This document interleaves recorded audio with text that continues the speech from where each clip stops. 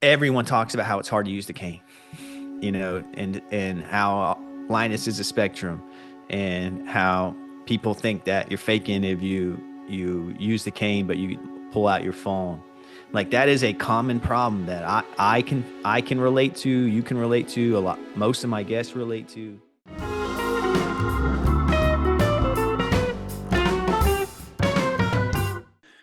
This is Don't Harp On with me, Rob Sears, and I'm delighted to be joined from my RP friend across the pond, as they say, in New York, Lance. Lance, how you doing?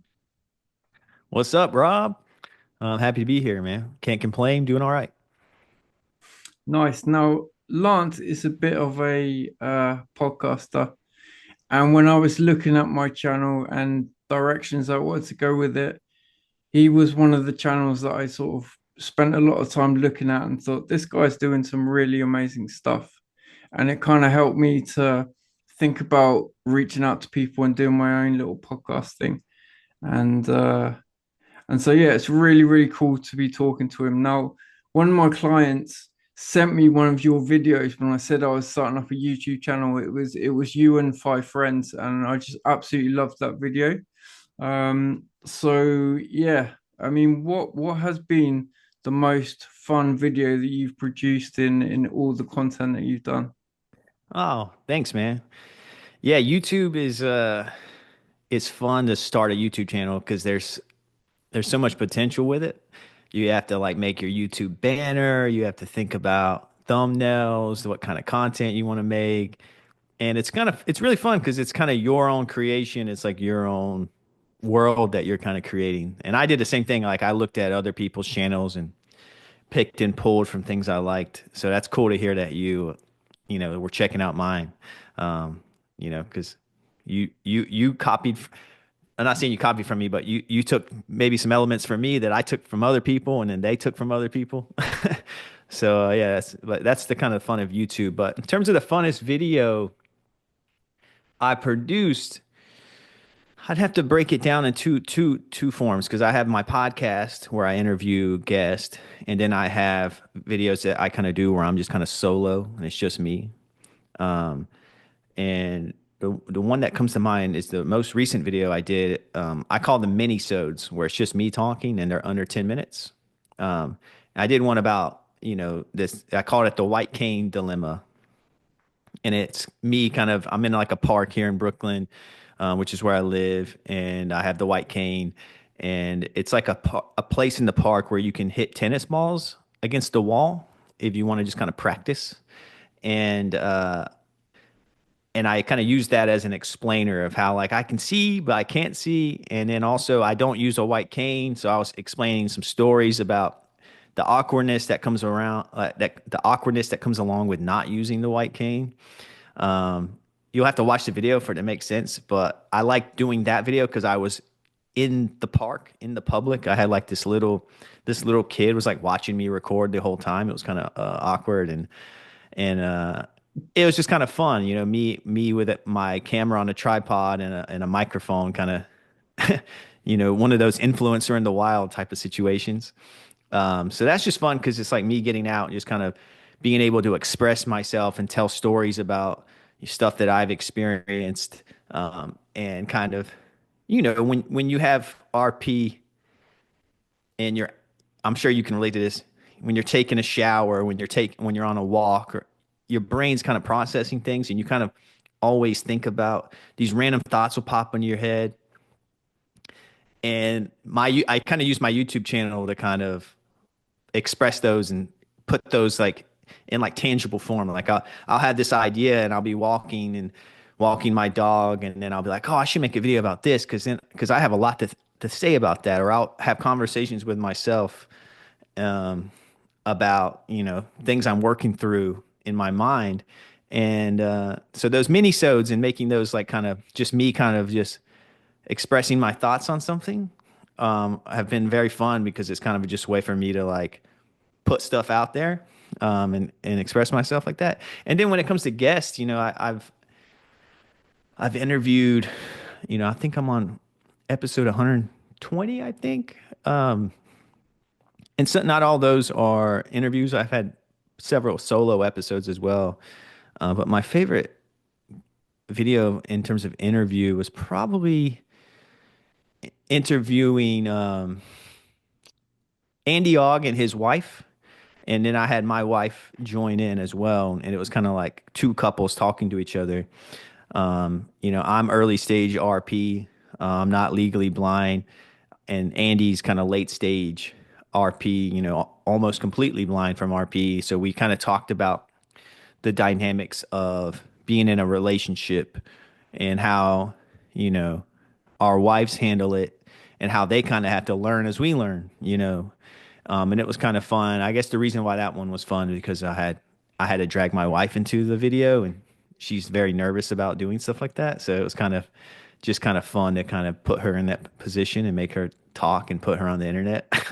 um, but also a lot of people got a lot out of that because I think that's a common thing people are interested in is relationships and how to adapt in those. And that's also something I love exploring, in terms of, romance. But yeah, the channel's fun because I gave you the longest answer to this, but the channel's fun because I basically, if I'm interested in something related to vision loss or disability, my channel is the perfect place for me to kind of create a video explaining something or maybe just even asking a question to get feedback from others. So it's just kind of like an outlet for me.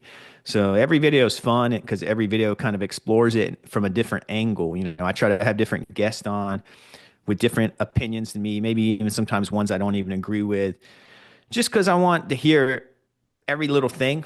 I want to hear every perspective. That way, personally, I can pick and choose what I like and don't like, and then I kind of can use that to build my own viewpoint on my vision loss and how I feel about it and how I want to adapt to it.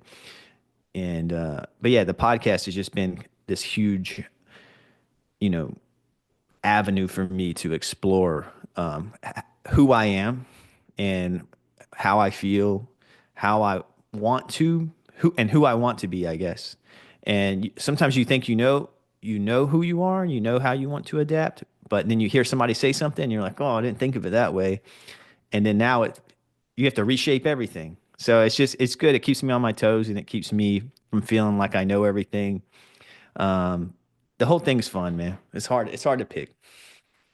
Yeah, and I think that's like you say, it's the beauty of it, is that it can literally just go anywhere you want it to, right? And you're right. I've watched that video because I'm in later stages of RP, but I'm 6 months into training with my long cane.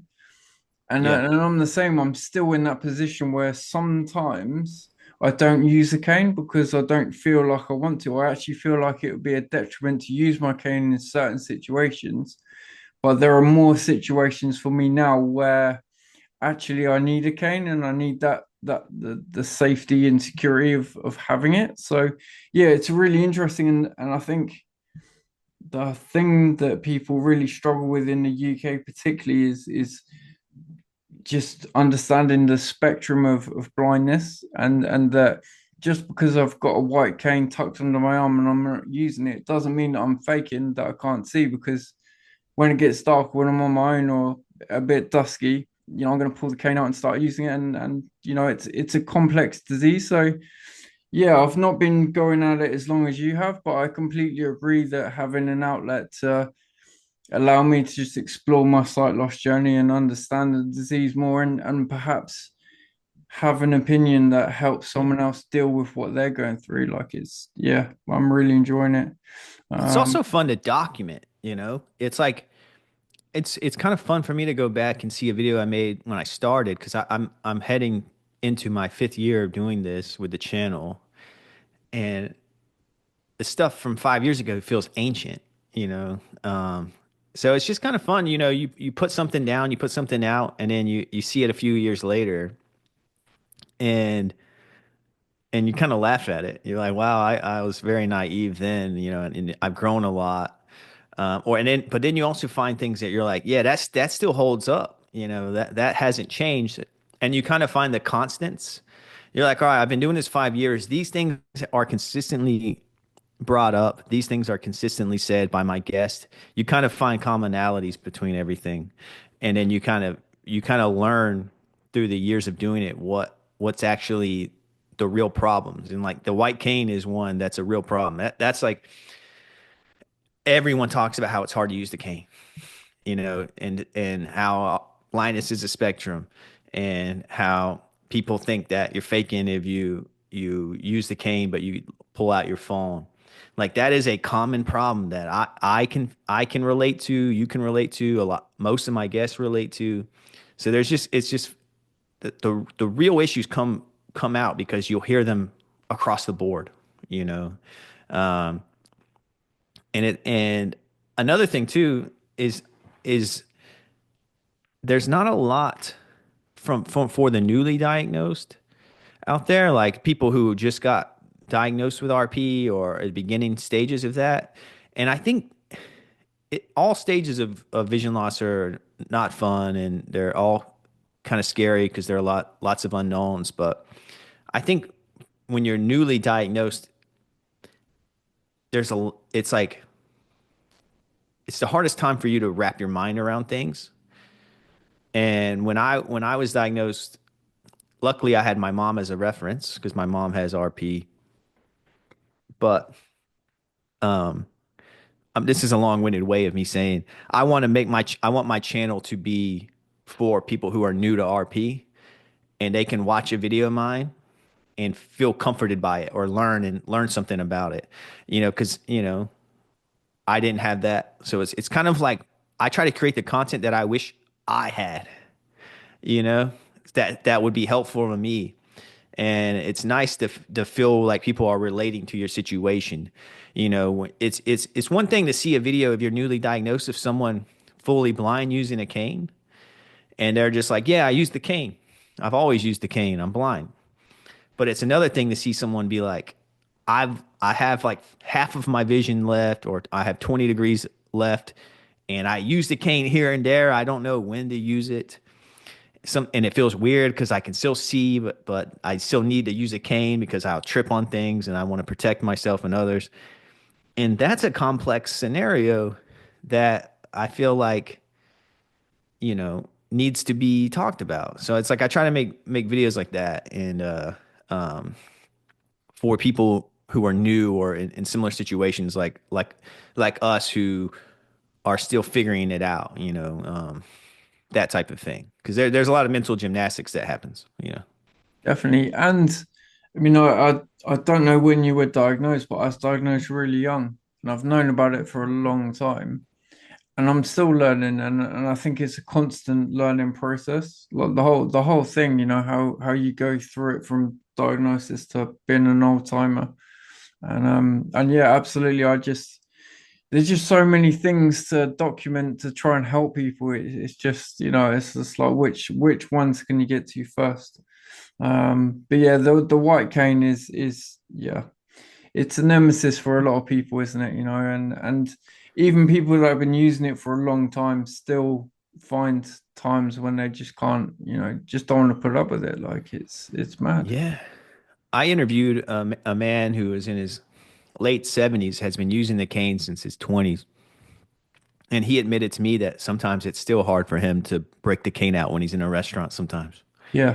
So I mean, it's like it it gets easier, but it never gets like completely, free. It's there's something, it's hard to shake that. And I try to tell myself like it's all a mental game. Like whenever I begin to use the cane, I'm gonna be the different person. I'm gonna be the one who's just like, I don't care what people think. And then I go do O&M training, and I'm like wearing sunglasses because I don't want people to make eye contact with me. Yeah.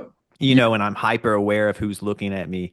And I don't want my downstairs neighbors to see me, because then they're going to be confused, and then I'll have to explain everything to them. And then I'm like, oh, so it's like one thing hearing about it as a podcast host and like learning from my guests. But then when I start to like, you know, um, walk the walk instead of just talk the talk, it's like, then I'm like, oh, fuck, you know, this shit's hard.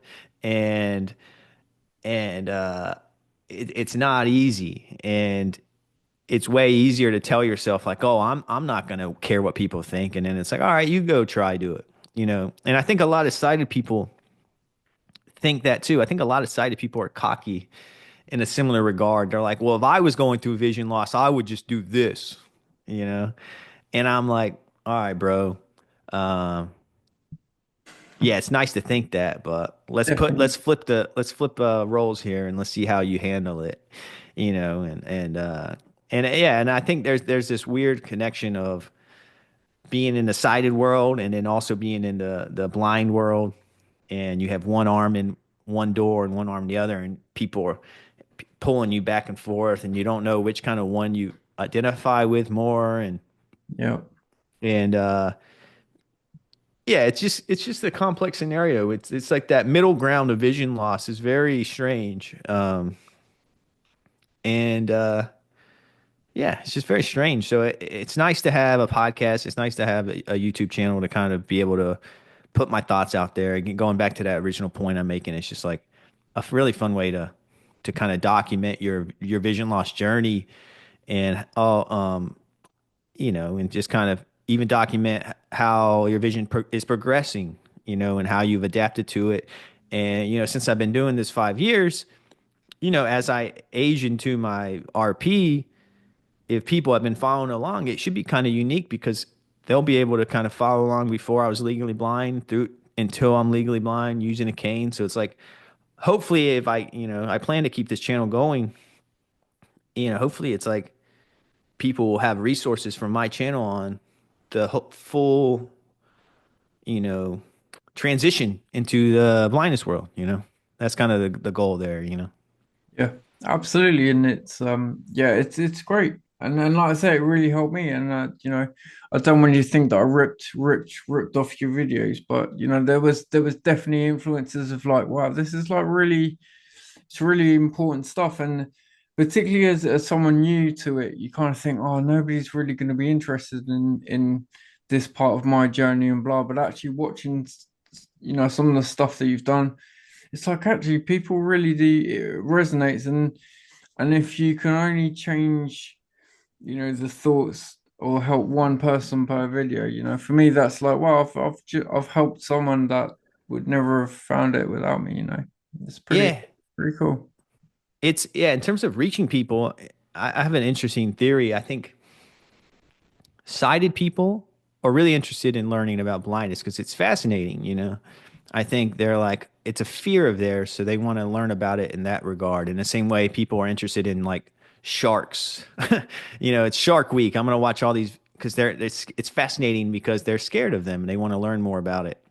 You know, or like the reason why people watch like true crime, and you know, it's like they hear about murder and stuff like that. So if a video pops up and in the title it's like blindness, you know, like I think my most viewed video on YouTube is titled, you know, woman blinded by drain cleaner at 2 years old, because I interviewed a guest, and it's like, of course that would be the most viewed one because it's like it's very fear based in the title. It's like, oh, Yeah. what, someone was blinded by drain cleaner. I need to hear about this, you know. And it so there is some clickbait involved in getting people interested about blindness. You know, just being honest, you kind of have to play the game if you're going to do the YouTube world.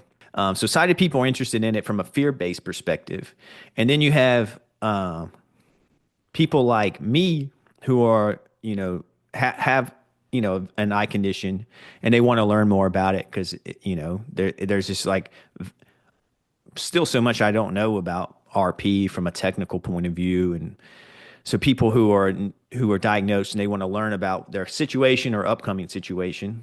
And then what I've learned is, and this is kind of, maybe you can give me insight on this, is people who are completely blind don't really have any use for my videos, outside of me interviewing them and putting the spotlight on them and letting them tell their story. So people like me and you who are heading towards blindness can can understand blindness more.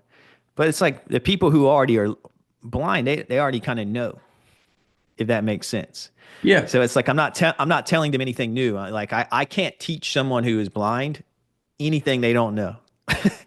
So from a channel perspective, it's kind of interesting because like I interview people who are blind, but the channel's not for blind people.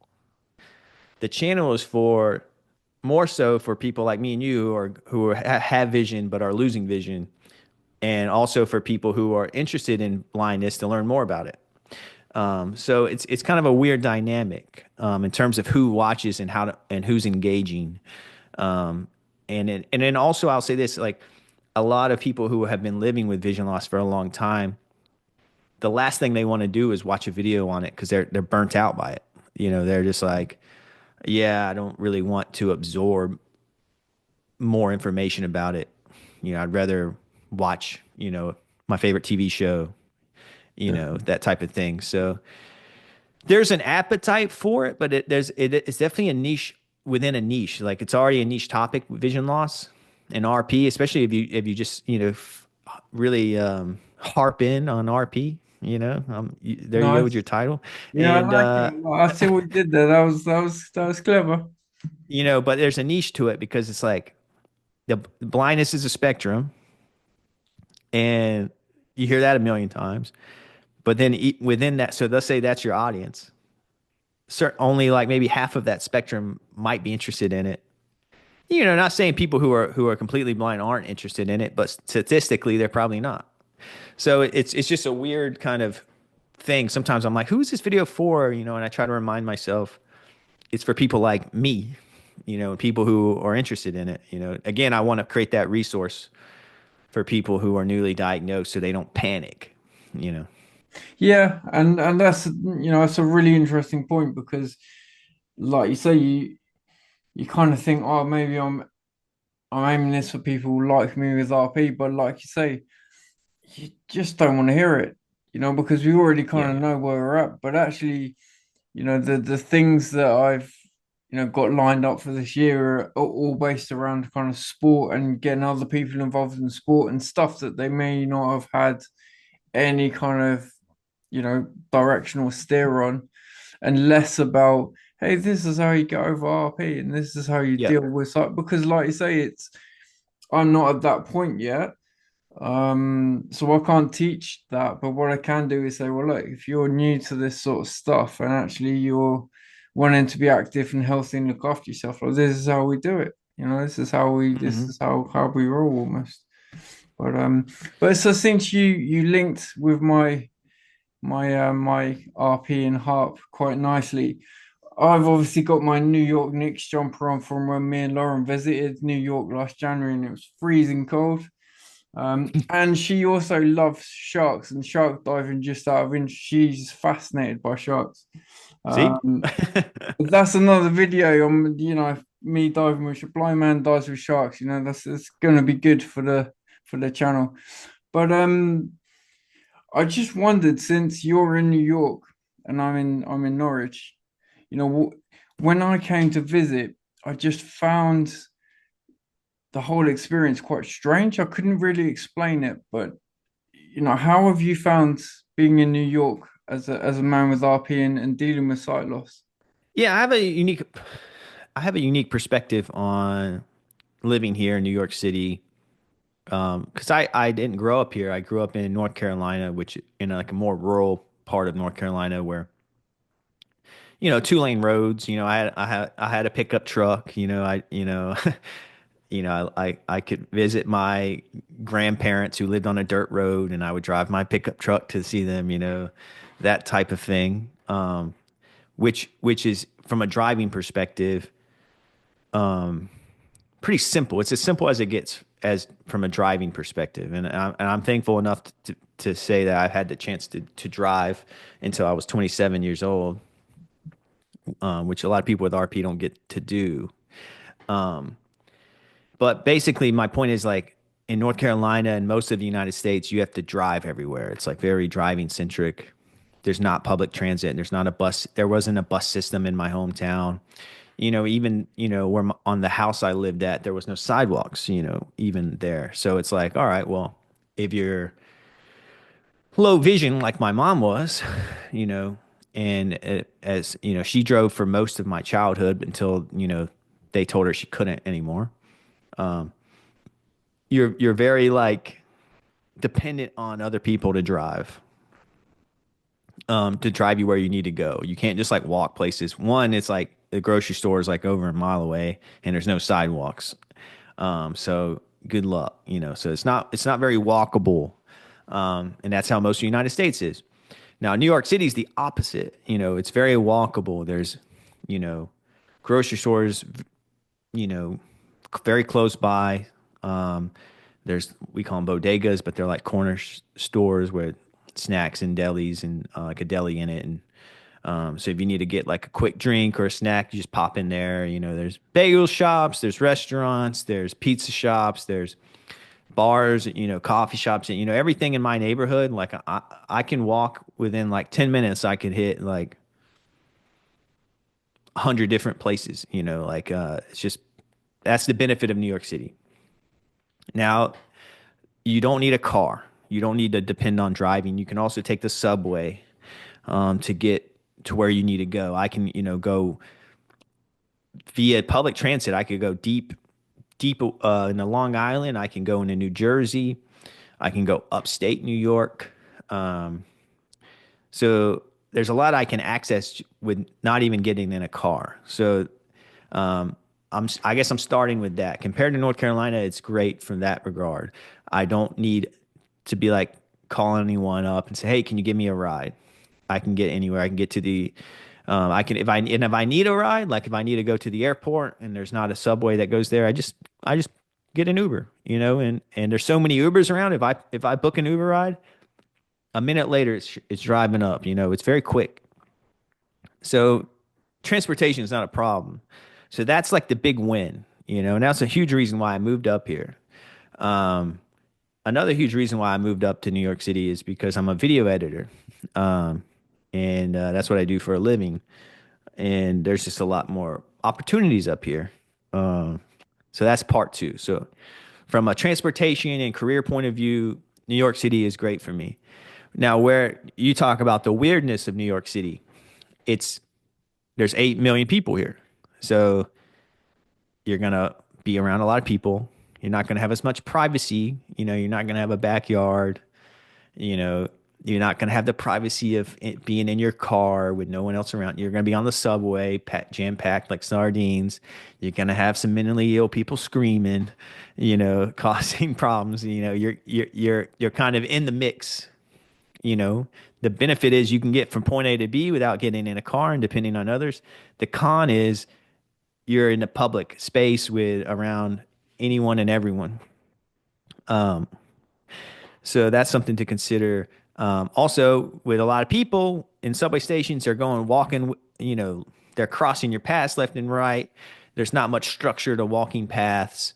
And as someone with RP, you're kind of like walking slow. You're looking at the ground. You're afraid you're going to bump into somebody, which I have plenty of times. But also, I'll add another benefit of New York is if you do bump into somebody, it's kind of expected because it's so crowded that it's nothing new. But if you're like in the rural part of like, let's say you're in a store and there's only two people in the aisle, and you bump into to a person in that scenario, they're going to be very confused. They're going to be like, "Why'd you bump into me? Like, there's no one else around."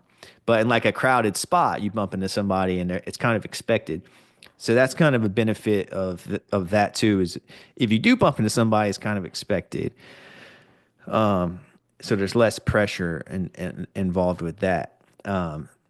And the only problem with the subway too is there's lots of stairs, and you have to kind of walk down, and to find the right train can be kind of complex. You have to look for certain signs that have a letter of the train you need, and you need to make sure you're going the right direction of the train. Um, and then you have to do all that while avoiding all the people walking around you. Um, and then you have to avoid, you know, people sitting on the sidewalks. Maybe if you're in the city, you might see some homeless people, and you have to avoid, you know, tripping on them because they'll just be sleeping on the side of the building. So you got to kind of be very aware of your surroundings. Um, Things like that. Um, Another benefit of New York City is definitely if you do use a cane, no one cares because there's so many people everywhere. Like that, yeah, someone might look at you, but they're in like 2 seconds they're gonna forget because you know I'm telling you, like you see everything in New York City. So a person with a cane is quite boring, So you don't feel like as bad, and you don't feel like all eyes are on you in that regard because, like I said, in New York City, the cane's boring. So there's pros and cons, in and it also depends on where you are. Like I live in Brooklyn. I would never want to live in Manhattan. Maybe it's particular parts like the Upper West Side I might would because it's more chill. But as someone from North Carolina, I need more calm. And even though Brooklyn is still big city, it's not quite Manhattan like Times Square level people. You know, I don't. That's not my vibe at all. Um, so it's just about avoiding certain pockets. Like I never go to Times Square, dude. So it's like, and a lot of the tourist stuff, when people come visit, they go to all these spots that everyone else wants to go to. So it seems more chaotic from their point of view because they're like, is this how it always is? And they're right. It is how it always is because everyone wants to go see those spots. But if you came to my neighborhood, I live in Greenpoint in Brooklyn, you'd be like, oh, I can breathe, I can walk. And it's like, it's not chaotic. It's not like, your head's gonna like spin around and fall off, that type of thing. So yeah, I know what you're saying, but there's pros and cons, and you can make it work to you. You can kind of tailor it to you, I guess, is what I'm saying. Yeah. Well, see, the thing is that my experience of New York was a hotel at Times Square.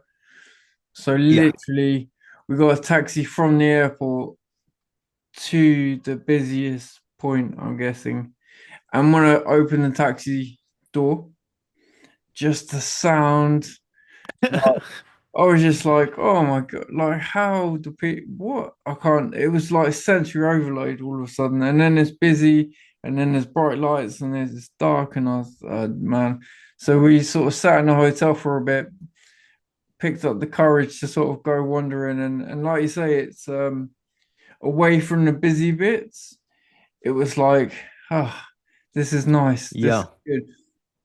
But yeah, that kind of, you It's know, sensory overload. it's incredible, yeah. And I couldn't really explain it to Lauren at the time, but I was just like, I love being here, but also like it's such an overload that I can't function in this kind of environment. I can't focus on the steps and what the cane's telling me is coming up when there's so many people and it's lights and sounds Yeah. and music and Hmm. yeah, it's crazy. Yeah, man. I relate to that. Part of me, though, I feel like I have like, not to be one of those people, but I feel like I have like undiagnosed ADD. So sometimes the sensory overload is kind of doesn't bother me as much because my brain's kind of just always all over the place anyways. Yeah. Um, and I've learned too, the longer I've been here, the less I'll hear things. Like I'll be talking to my mom on the phone and there'll be this really loud siren and she'll be like, "What's that?" And like I won't even and if she didn't ask me, I wouldn't have heard it. So you kind of do adapt to things after a while. Um, and loud sounds you get kind of immune to. Um, Yeah, so it takes time, but yeah, I think, it's all about where too. But I totally relate to that. And when you have like a limited field of vision, it adds to the chaos, because you're just like, there's so much you're not seeing. So your brain is like, what's there? What's there? What's there?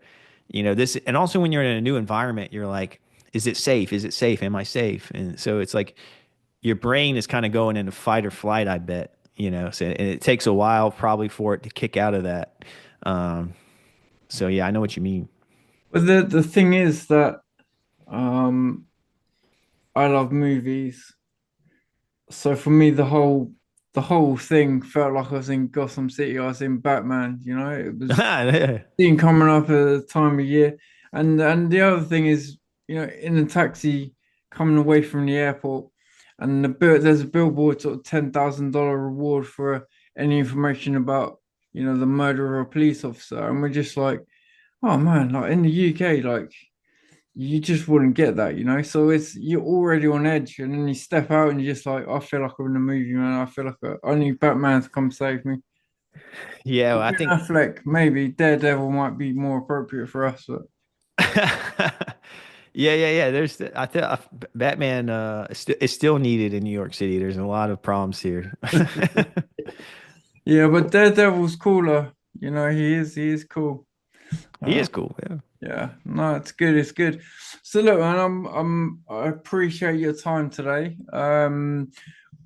Just from a personal curiosity, what's 2025 got in store for C3 and for the C3 podcast?